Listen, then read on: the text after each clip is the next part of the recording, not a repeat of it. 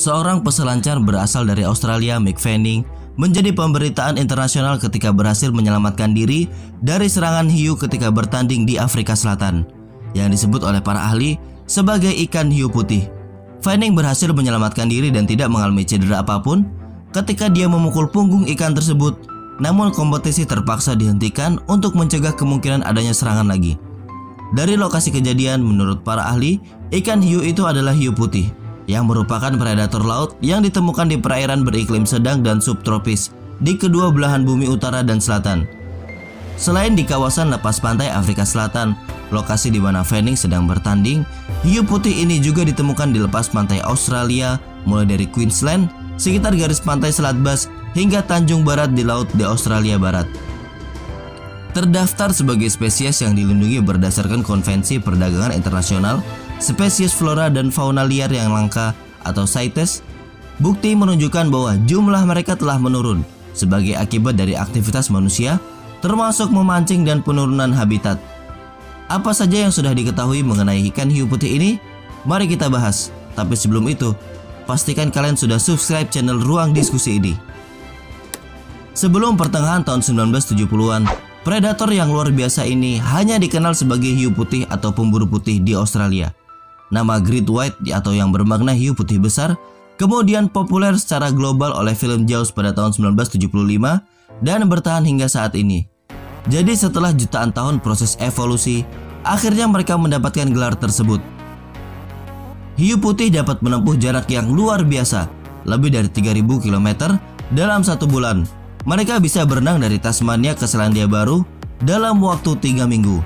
Dengan kecepatan 3-4 km per jam, daya jelajah hiu putih memang sedikit lambat dari perenang Olimpiade, tetapi mereka bisa mempertahankannya selama lebih dari 100 km sepanjang hari. Dan ketika mereka sedang berburu, mereka dapat mencapai kecepatan 55 km per jam untuk perjalanan yang singkat. Hiu putih dapat menyelam hingga kedalaman 1,5 km, di mana tekanan airnya 120 kali lebih tinggi daripada di permukaan laut. Dan mereka akan berenang di suhu air yang berkisar antara suhu dingin kulkas Anda 3 derajat Celcius hingga suhu hangat 27 derajat Celcius. Hiu putih menunjukkan gigi mereka dan memutar mata mereka ke arah kepala ketika menyerang mangsa. Kedua gerakan ini menempatkan rahang dan gigi hiu ke posisi menyerang yang terbaik. Tetapi pada saat yang bersamaan, juga dapat melindungi mata mereka dari hal yang berguna ketika memangsanya. Biasanya anjing laut atau ikan pari memiliki cakar atau duri dan rentan melawan balik. Bagi hiu putih, rotasi mata lebih dari putaran mata sederhana. Hiu putih adalah predator penyergap dan menggunakan teknik yang disebut sebagai polaris yang melibatkan kelihayan dan kekuatan. Mereka mondar-mandir di bawah permukaan laut, mencari mangsa di atas. Menggunakan ekornya yang sangat kuat untuk memacu kecepatan, hiu putih akan menyasar dan menggigit mangsanya sambil membanting mereka dan keluar dari laut. Kehilangan banyak darah dari gigitan itu berarti luka awalnya seringkali fatal. Itu memungkinkan hiu untuk membatasi risiko cedera mata dari pertarungan yang berkepanjangan. Hiu putih menghasilkan ribuan gigi selama masa hidup mereka, tetapi pada satu waktu, hiu putih hanya memiliki sekitar 70 hingga 80 gigi fungsional. Sebagian besar berada di satu baris, dengan beberapa lipat di tengah rahang bawah. Gigi tersebut dapat tergantikan ketika hilang, tapi mereka tak tumbuh di tempat yang sama.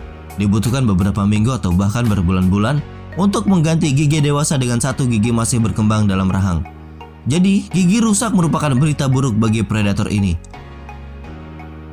Ketika berburu, hiu putih tak hanya mengandalkan penglihatan mereka untuk melacak mangsa. Seperti halnya semua hiu, mereka memiliki pori-pori reseptor khusus di bawah hidung mereka yang disebut sebagai ampulle of Lorentz yang mendeteksi medan listrik sangat kecil yang melingkupi semua makhluk hidup.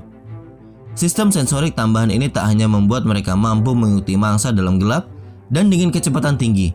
Sistem ini juga sangat peka, sehingga hiu dan ikan pari menggunakannya untuk navigasi selama migrasi besar dengan memasuki medan magnet bumi. Sangat sedikit yang diketahui tentang reproduksi hiu putih. Mereka hidup selama sekitar 70 tahun, dan hiu betina mencapai kematangan seksual beberapa tahun setelah hiu jantan, sekitar usia 15 tahun, hingga paling lambat 30 tahun. Setelah kawin, hiu putih betina bertelur dalam tubuhnya, dan telur-telur itu berkembang dan menetas dalam rahim. Bayi hiu pertama yang menetas dengan baik bisa lanjut untuk makan telur tak subur manapun. Proses ini dikenal sebagai opagi. Setelah sekitar 1 tahun kehamilan, antara 2-10 bayi hiu yang sepenuhnya telah berkembang lahir dan mereka memiliki panjang 1,2 hingga 1,5 meter. Reproduksi bukanlah satu-satunya fitur hiu yang tak cukup kita ketahui. Mereka sangat sulit untuk dipelajari dan bukan hanya mereka karnivora laut yang besar. Hiu putih berada di puncak rantai makanan laut sehingga mereka pasti akan langka, yang membuat proses menghitung jumlah mereka dan mendapatkan data yang berarti sangatlah rumit. Alat lacak satelit telah membuat para ilmuwan Australia menemukan perjalanan yang sangat mengesankan dari sekitar 50 hiu putih. Hiu dewasa dalam populasi ini berkeliaran di laut menggunakan koridor umum seperti jalan raya, berhenti di tempat favorit di sepanjang jalan. Penelitian genetik telah menunjukkan bahwa ada 2 populasi hiu putih Australia yang berbeda di timur dan barat, kira-kira dipisahkan oleh Selat Bass. Alat pelacak juga telah menunjukkan 2 pembibitan di wilayah timur, di mana hiu putih remaja sepanjang 2,6 meter berkumpul selama musim semi dan musim panas. Satu di lepas pantai pelabuhan Stephens, New South Wales, dan satu lagi di lepas pantai Wilson, Promontory, Victoria.